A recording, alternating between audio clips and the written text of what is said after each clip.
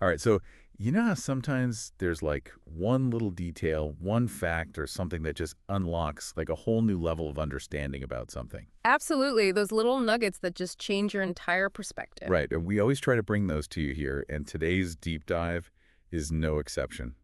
It's pretty intense. Definitely intense. I think folks are going to be pretty surprised at what we uncovered about World War II. Oh yeah, we're going to go beyond what you probably learned in school. Hmm. This time, we're taking you deep into the really unsettling connection between Nazi Germany and methamphetamines.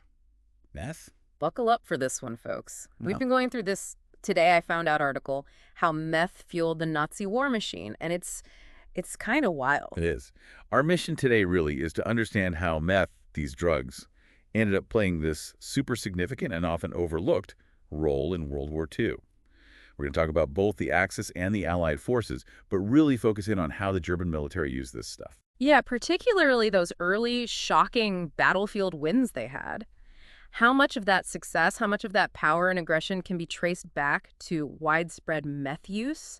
And of course, what came after? What were the consequences? Exactly. It's a story with twists and turns you wouldn't believe. So first things first, right.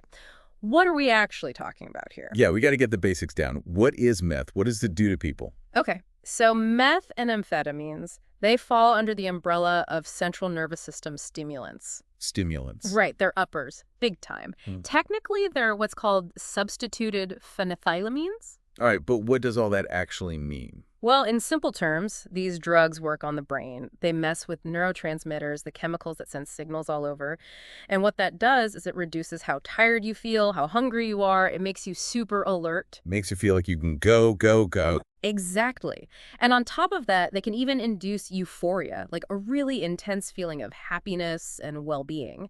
Now, put all that together, and you can see why militaries might be interested, especially back in the 1930s and 40s. You've got soldiers who can push past exhaustion, stay awake for days, keep fighting even when they're injured. It's a recipe for a pretty intense and maybe reckless fighting force, but this wasn't like a Nazi invention, right? Huh. The article mentions it goes back further. Oh, yeah, the Nazis definitely didn't invent meth. This goes back centuries, actually, to East Asia. Centuries. The article specifically talks about ephedrine. That comes from this plant, the Ma Huang plant, over in China. It's been used there for like thousands of years. Wow. Okay, so fast forward to the late 1800s, early 1900s. This is when things start getting more scientific. Right. A Japanese chemist, Nagayoshi Nagai, he's the first one to synthesize methamphetamine in a lab in 1893. That's right. And then it gets refined even further around 1919, basically making it more potent. And this is where we get to the kind of meth that we're talking about today. So it's out there, this knowledge, this drug. How does it go from a lab to, like, the fuel for a war machine? This is where the Nazis and this drug called Pervitin come into the picture. So in 1937, you've got this German pharmaceutical company called Temmler, and they're experimenting with methamphetamine. They end up patenting this drug they call Pervitin. And get this, it's not some top secret military thing. It wasn't. I was reading the article. It was sold over the counter, like at the drugstore. And it was. Can you imagine? You just walk in, buy meth. It was crazy. It was marketed for all kinds of things. What were they even saying it was for? I mean, everything. Asthma, hay fever, you name it. They said it could help you lose weight, get rid of depression and anxiety, even treat sexual dysfunction, like it was some miracle cure. But here's the real kicker. They were putting it in chocolate. Chocolate. Yep. They had these chocolates marketed specifically for homemakers. They actually put meth in candy. That's how commonplace this stuff was early on. It's pretty mind-blowing when you think about it. Like a little pick-me-up for doing the dishes. Wild. So we're talking regular people here. But it wasn't just everyday Germans popping Pervitin. We know some pretty high-ranking folks were into it, too. Like General Udet, right? Ernst Udet. Oh, yeah. He was a big user, from what we know. Mm. A Luftwaffe general. Yeah. And then there's Hitler himself.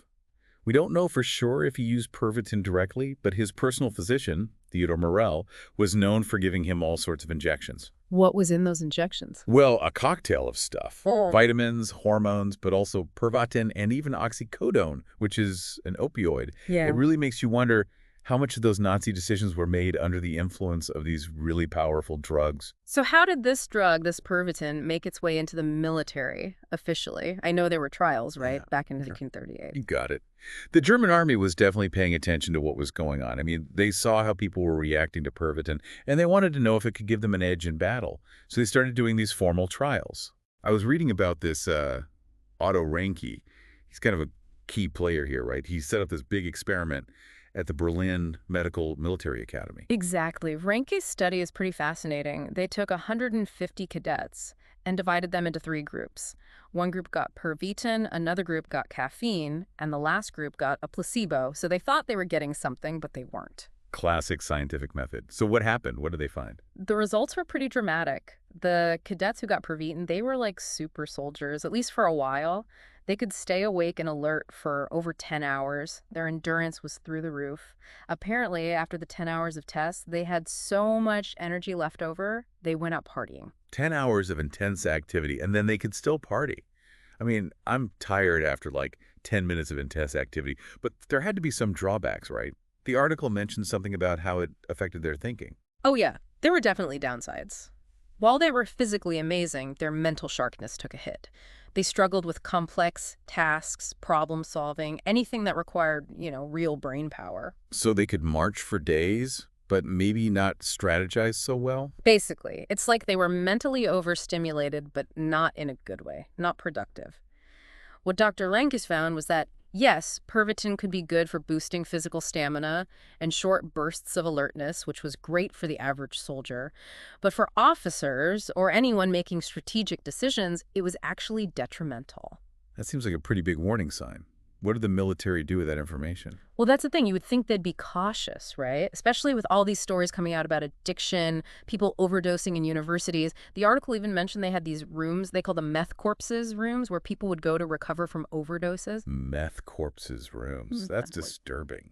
It was a bad scene. And you're right, academic performance was tanking amongst students who were using. Dr. Ranke actually tried to ban Pervitin from his academy because he saw what was happening. But the military command. They overruled them. They did. They were so focused on those short-term gains, the idea of these super soldiers who could push further and fight harder, that they just ignored the risks. They actually expanded the distribution of Pervitin.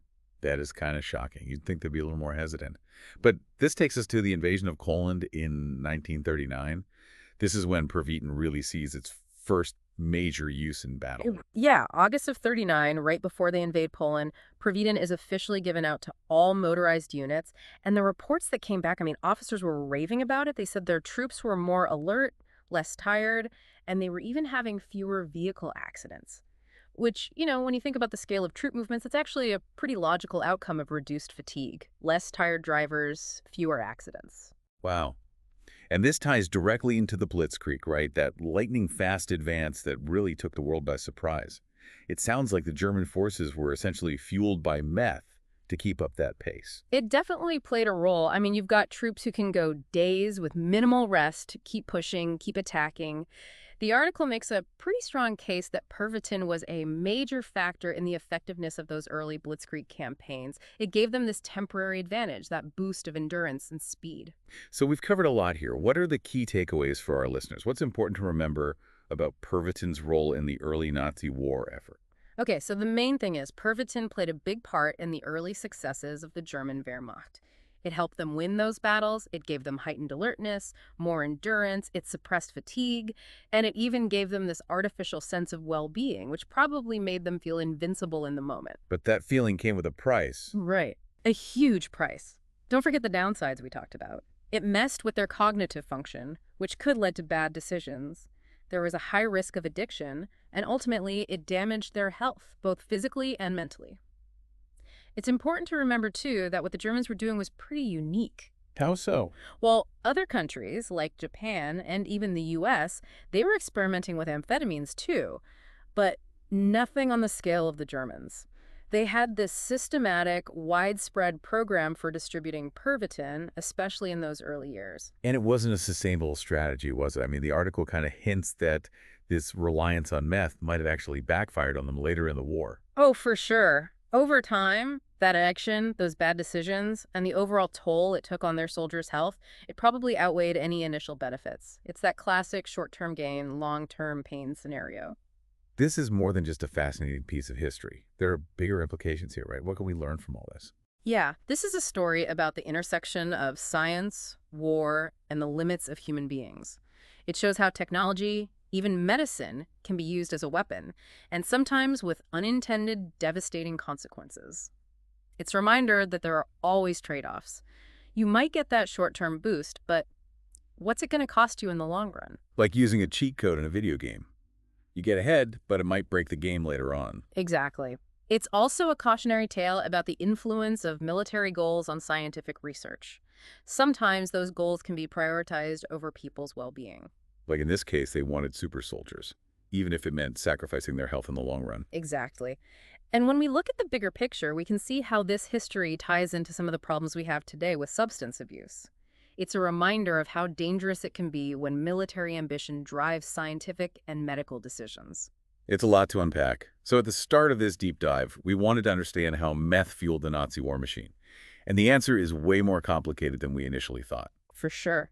It's a story of a bargain with the devil, a quick burst of power that ultimately leads to dependence and self-destruction.